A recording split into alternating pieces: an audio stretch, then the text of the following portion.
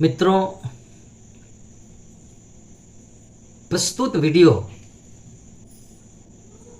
मध्य प्रदेश के उन छात्रों को समर्पित है जो स्नातकोत्तर कक्षा में अंग्रेजी साहित्य का अध्ययन कर रहे हैं।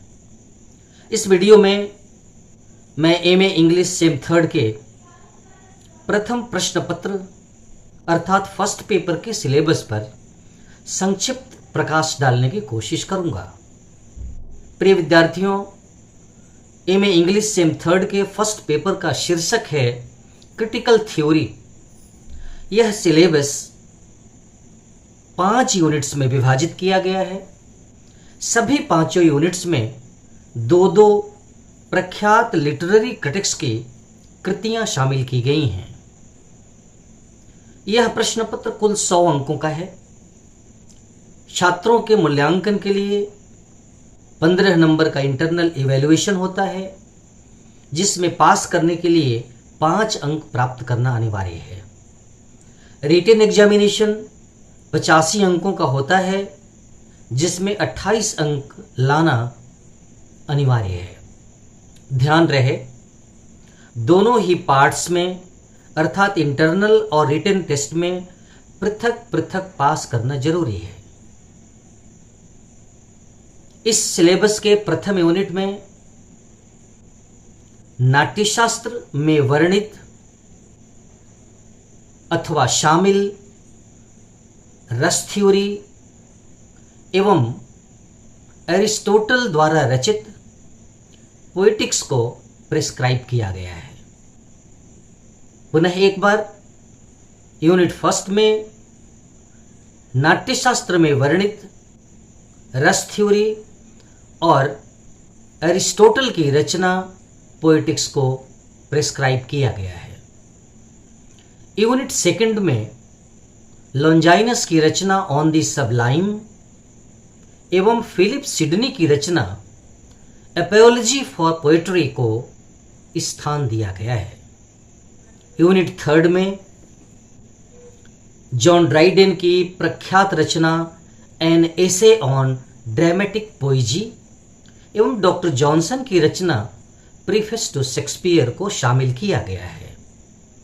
यूनिट 4 में विलियम वर्ड्सवर्थ की ऐतिहासिक रचना प्रीफेस टू द लिरिकल बैलाड्स और कॉलरिज की रचना बायोग्राफिया लिटरेरिया को रखा गया है। 5वें और अंतिम यूनिट में मैथ्यू आर्नल्ड की रचना एसेज इन क्रिटिसिज्म एवं टीएस एलियट की रचना ट्रेडिशन एंड इंडिविजुअल टैलेंट को स्थान मिला है। प्रिय विद्यार्थियों, इन 5 यूनिट्स में जो रचनाएं शामिल की गई हैं, उनके बारे में मैं संक्षिप्त सी चर्चा आवश्यक समझता हूं।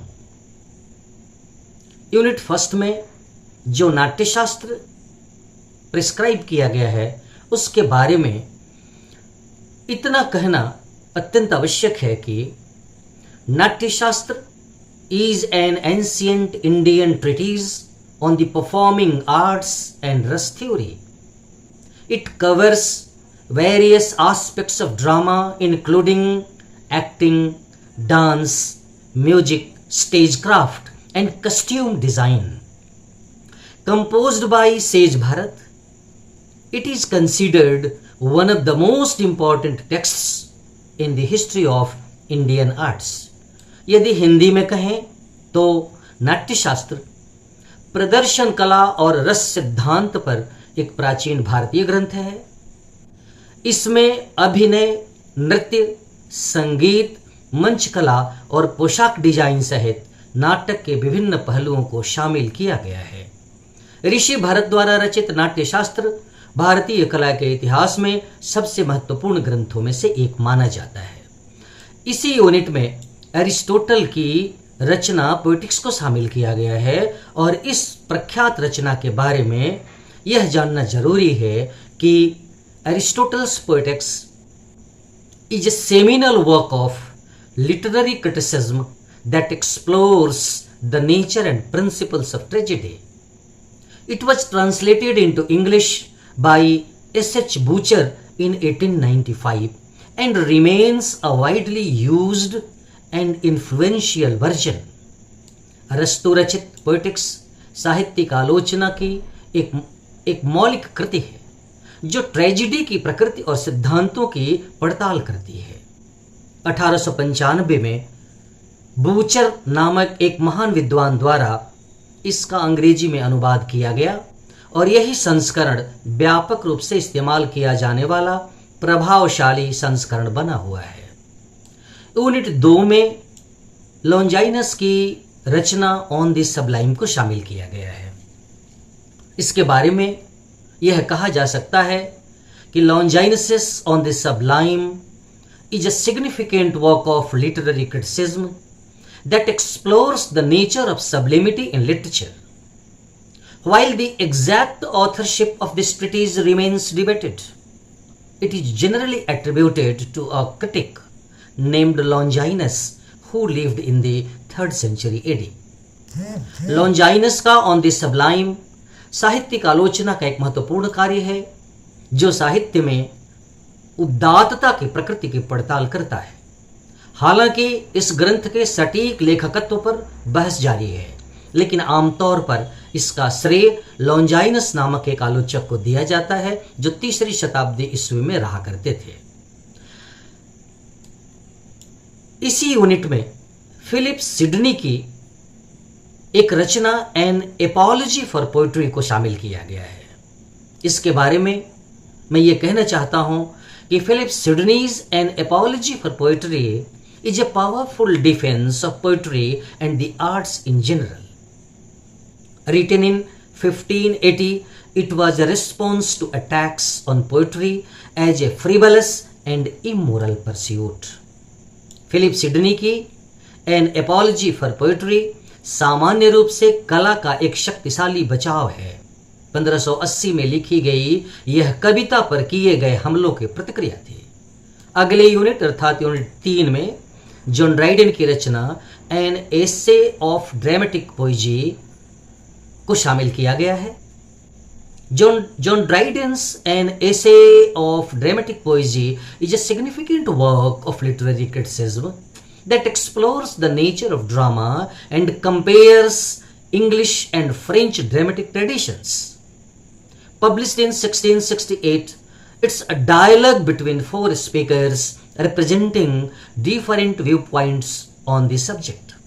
जॉन ड्राइडेन की an essay of dramatic poesy साहित्यिक आलोचना का एक महत्वपूर्ण कार्य है जो नाटक की प्रकृति की पड़ताल करता है और अंग्रेजी और फ्रेंच नाटकीय परंपराओं की तुलना करता है। 1668 में प्रकाशित एन एसे ऑफ ड्रामेटिक पोएजी विभिन्न दृष्टिकोणों का प्रतिनिधित्व करने वाले 4 वक्ताओं के बीच एक संवाद है।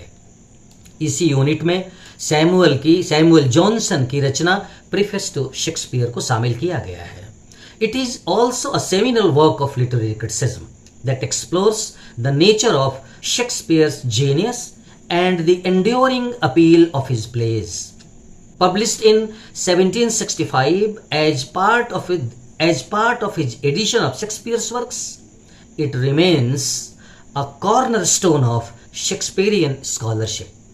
सैमुअल जॉनसन की रचना प्रीफेस टू शेक्सपियर साहित्यिक आलोचना का एक मौलिक कार्य है। यह रचना शेक्सपियर की प्रतिभा की प्रकृति और उनके नाटकों की स्थायी अपील की पड़ताल करती है। 1765 में प्रकाशित यह रचना शेक्सपियर को समझने की आधारशिला बनी हुई है। अगले यूनिट 4 में वर्ड्सवर्थ की प्रख्यात रचना preface to the lyrical ballads को स्थान मिला है। Wordsworth's preface to the lyrical ballads is a landmark document in the history of English poetry. Written in 1800, it outlines Wordsworth's poetic theory and serves as a manifesto for the Romantic movement. Wordsworth की रचना preface to the lyrical बैलाड्स अंग्रेजी कविता के इतिहास में एक ऐतिहासिक दस्तावेज है। 1800 में लिखी गई यह रचना वर्ड्सवर्थ के काव्य सिद्धांत को रेखांकित करती है और रोमांटिक आंदोलन के लिए एक घोषणा पत्र के रूप में कार्य करती है। इस यूनिट के अगले भाग में कॉलरिज की रचना बायोग्राफिया लिटरेरिया को शामिल किया गया है।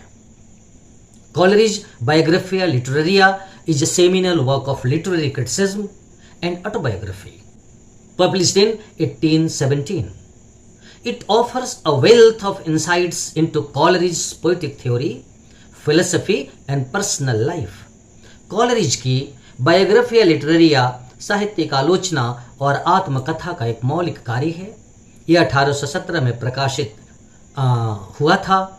यह कॉलरिज के काव्य सिद्धांत, दर्शन और व्यक्तिगत जीवन में अंतर्दृष्टि का खजाना प्रदान करता है। अगले यूनिट में मैथ्यू आर्नल्ड को शामिल किया गया है।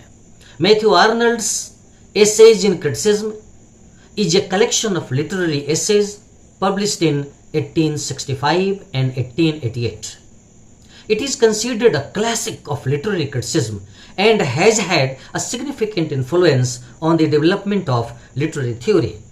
मैथ्यू आर्नल्ड की रचना एसेज इन क्रिटिसिज्म 1865 और 1888 में प्रकाशित साहित्यिक निबंधों का एक संग्रह है। इसे साहित्यिक आलोचना का एक क्लासिक माना जाता है और साहित्यिक सिद्धांत के विकास पर इसका महत्वपूर्ण प्रभाव पड़ा है, इसमें कोई संदेह नहीं है। अंतिम रचना टी.एस. एलियट की रचना को शामिल किया गया है। उनका महत्वपूर्ण निबंध tradition and the individual talent को इस यूनिट में स्थान दिया गया है। इस निबंध के बारे में कहा जा सकता है कि T.S.. Eliot's tradition and the individual talent is a seminal essay in literary criticism, published in 1919. It explores the relationship between tradition and originality in literature. T.S. Eliot का tradition and the individual talent साहित्यिक आलोचना में एक मौलिक निबंध है जो 1919 में प्रकाशित हुआ था। यह साहित्य में परंपरा और मौलिकता के बीच संबंधों की पड़ताल करता है।